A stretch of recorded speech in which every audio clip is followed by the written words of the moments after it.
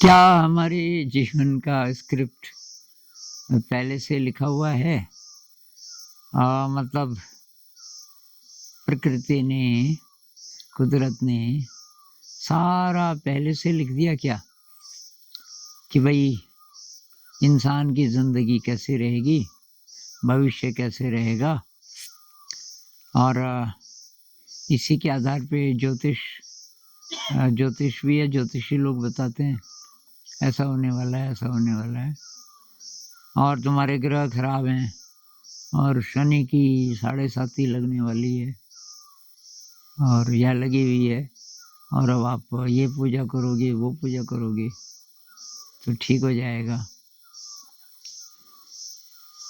लेकिन एक भाई ने सवाल पूछा, आगे उन्होंने ये बोला कि या ऐसा है कि जो बेहोश लोग हैं उनकी तो स्क्रिप्ट वैसी रहेगी जितनी जो भी कुदरत ने तय किया, और जो जगे हुए हैं, जो जागृत लोग हैं, वो इस स्क्रिप्ट को बदल भी सकते हैं। तो मेरे ख्याल से तो ये जो दूसरी बात है ये काफ़ी सही है कि जो सोए हुए हैं, सोए हुए का मतलब जो इवॉल्व नहीं हो रहे हैं, जो ऐसा कुछ कर्म नहीं कर पा रहे जिससे कि उनके अंदर कोई फंडामेंटल चेंज आए, थोड़ा थोड़ा ही सही, और जो जागृत हैं वो लगातार बदल रहे हैं, प्रकाश की ओर बढ़ रहे हैं। तो जो जागृत हैं वो शायद इस स्क्रिप्ट को कुछ हद तक बदल भी सकते हैं। अब जो कहते हैं ना कि भाई मैंने अपने हाथों से अपनी ज़िंदगी बनाई, I am a self made man. एक फिल्म थी ना, वक्त, शायद आप लोगों ने देखी हो, 70s की है शायद। तो वक्त में ऐसा होता है, एक गरीब इंसान, और बहुत गरीब होता है पहले, बहुत मेहनत करता है, बिजनेसमैन बन जाता है, काफ़ी ठीक ठाक, उसका मकान होता है काफ़ी बड़ा, और 3 बच्चे होते हैं, 3 लड़के, और पत्नी अभी जवानी है, मतलब 40s में होगा या अर्ली 50s में। उसमें वो गाना भी है ना, ए मेरी जौहर जबी, अपनी पत्नी को बोलता है। उस दिन कुछ होता है, किसी का बर्थडे होता है या क्या होता है, और उसको मनाते हैं।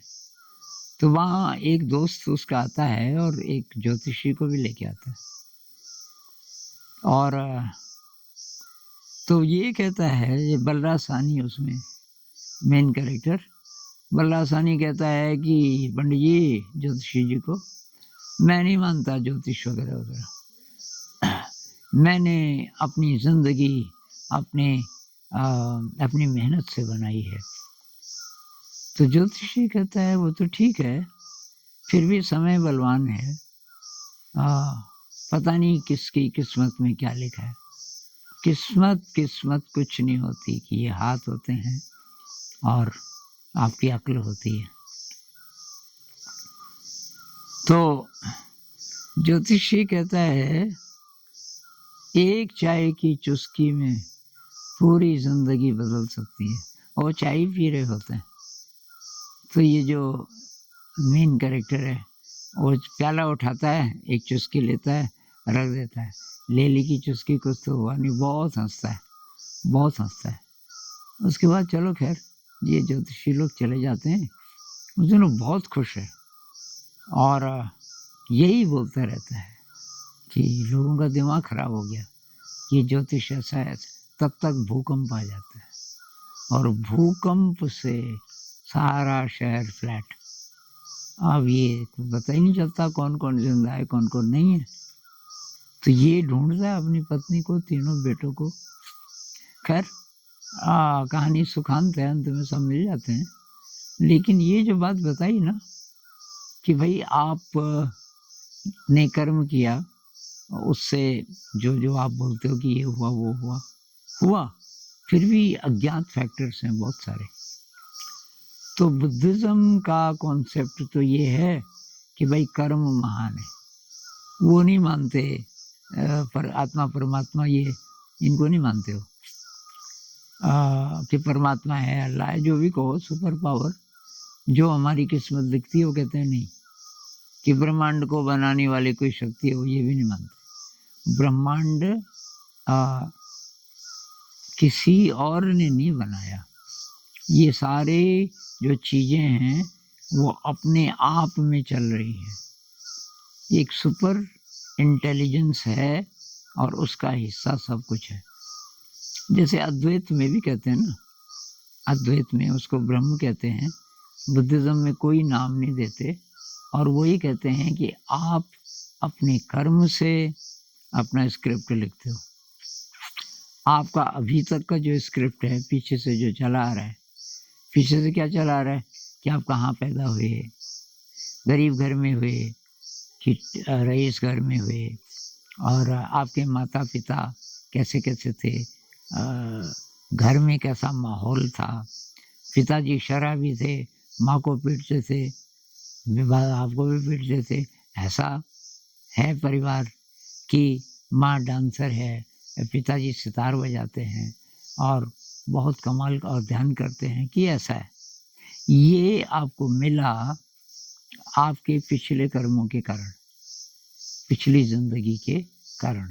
तो जो जो दुष्कर्म हम करते हैं, दुष्कर्म को अकुशल कर्म कहते हैं बुद्धिज़्म में, और जो जो हम अच्छे कर्म करते हैं तो उनका फल मिलता है समय आने पे, और वो उसी जन्म में हो जाए पूरा ज़रूरी नहीं है।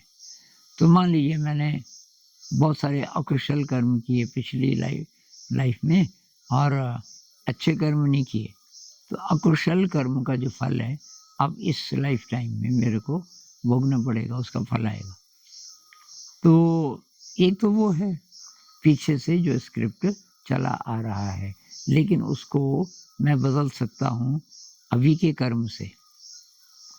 अगर अभी मैं ध्यान करूँ और ये निस्वार्थ सेवा करूँ, ग्रैटिट्यूड का अभ्यास करूँ, कंपैशन, अपने कंपैशन को दूसरे प्राणियों तक पहुँचने दूँ, ऐसा अगर मैं करूँगा तो काफ़ी दुष्परिणाम जो होना था, जिसको हम बोलते हैं कि भाई उसका फल है पिछले कर्मों का, तो वो कम होता जाएगा।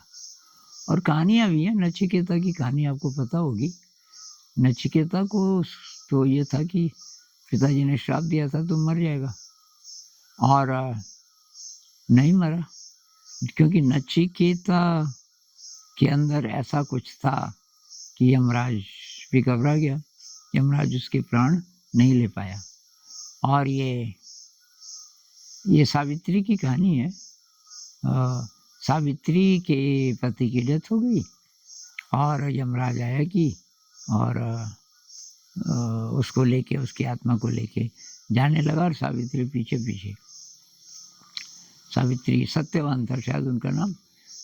तो सावित्री ने कहा आप नहीं मेरे हस्बैंड को मार सकते, इतनी जवानी में अभी हमारी शादी भी हुई। और यमराज बीच बीच में ठहर के बोलता आगे रास्ता बहुत दुर्गम है, तो फिर वापस नहीं जा पाएगी, तो मृत्यु के लोक में पहुंच गई तो वापस नहीं जा पाई। सिंबॉलिक कहानी है। वो कहती कि नहीं, इनके बिना मुझे वापस जाना ही नहीं। अंत में यमराज को हारना पड़ता है, यमराज उसके प्राण लौटा देता है। ये कहानी क्या कहती है कि आपका संकल्प बहुत दृढ़ हो, बहुत अच्छा हो, आपके कर्म बहुत अच्छे हों, आपने ध्यान से निस्वार्थ सेवा से ऐसी शक्ति जुटाई हो जैसे कि सावित्री के पास थी या नचिकेता के पास थी, तो आप अपना स्क्रिप्ट बदल सकते हो, अच्छा कर सकते हो जहाँ जहाँ गड़बड़ है। तो अब तो इससे मैसेज क्या है? इसमें मैसेज ये है कि ज्योतिष अगर बिल्कुल सही कोई है ज्योतिषी, तो उसकी भविष्यवाणी उसके लिए काफ़ी सच हो सकती है जो सोया हुआ है, क्योंकि उसने बदलना नहीं है। हम भी जब प्रेडिक्शन करते हैं ना, तो ऐसी चीज़ों की प्रेडिक्शन बहुत आसान है। जो कि मतलब जिसमें बदलने की संभावना कम है। जैसे एक बूढ़े आदमी ऊपर किसी गांव से रोज सुबह आते थे और यहाँ आश्रम में एक किचन है, ये थोड़ी दूर नीचे यहाँ से दिख जाती है, वहाँ वो बैठते थे और वो लोग चाय पिलाते थे उनको, फिर वो चले जाते थे। अब एक नया आदमी आया, उस नए आदमी को मैं बोलूँ, वो फिर बूढ़ा आदमी फिर आने लग गया कि देखो मैं इनके बारे में भविष्यवाणी करता हूँ, ये आदमी वहाँ जा कर के बैठ जाएगा और वो लोग उसको चाय पिलाएंगे और वो चाय पी के चला जाएगा। अभी मैंने किस आधार पे किया? क्योंकि रोज ऐसा करता है।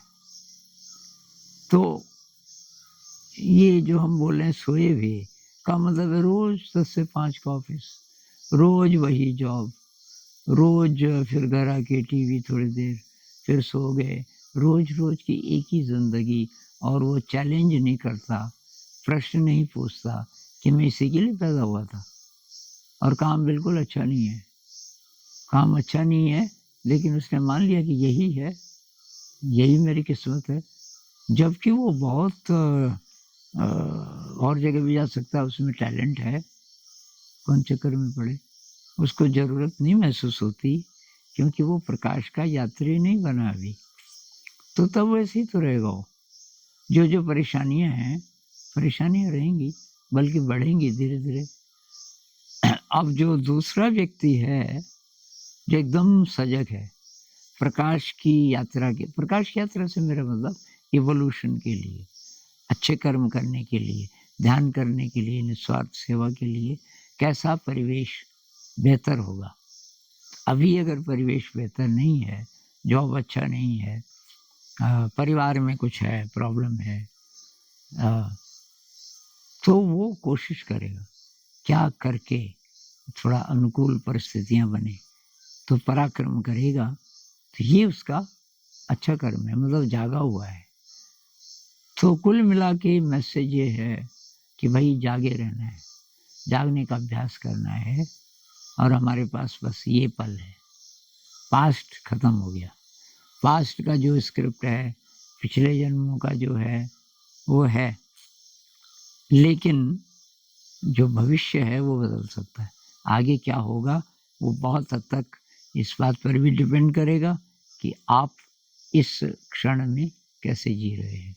कृष्णमूर्ति जी बोलते थे, द फ्यूचर इज नाउ, भविष्य इस पल में है। क्योंकि इस पल में हम जो कर्म कर रहे हैं उससे हमारा भविष्य मॉडिफाई हो रहा है। तो बस वही करना है, सिंपल मैसेज है भाई, जागृत रहो, ध्यान में रहो, माइंडफुल रहो, अच्छे कर्म करो, पराक्रम करो, निस्वार्थ सेवा करो, ग्रैटिट्यूड का अभ्यास करो, कंपैशन का अभ्यास करो, ह्यूमिलिटी का अभ्यास करो। और आपका जो जिसको पत्थर हम लोग समझते हैं ज़िंदगी को, उसमें से मैल उतरती जाएगी और अंदर से हीरा है, रत्न है, रत्न चमकता जाएगा। एक स्टेज ऐसी आएगी इसी जन्म में, यही जन्म काफ़ी है। आपके पास 2-4 ही साल भी हों, जैसे मेरे जैसे, पता नहीं कितने साल हैं, उतना ही टाइम बहुत है। इसके पीछे लग जाएंगे, मरते दम तक रत्न जगमगाना शुरू हो जाएगा। बस बन गया काम। अब आ जाए मेरे, तो जब भी आ जाए, तो बस यही करना है। और जो स्क्रिप्ट है उसका राइटर बनना है खुद, अपने अच्छे कर्मों से। हमारे जो अच्छे कर्म है वो लेखनी है, वो लिखेगी भविष्य को। और फिर भी कुछ अज्ञात फैक्टर्स होंगे, होंगे, कोई बात नहीं, उनका इम्पैक्ट कम होगा, नेगेटिव इम्पैक्ट उनका कम होगा, हमारे कर्मों का ज़्यादा होगा, क्योंकि हमारे कुशल कर्म है। तो फिर बात करेंगे। नमस्कार।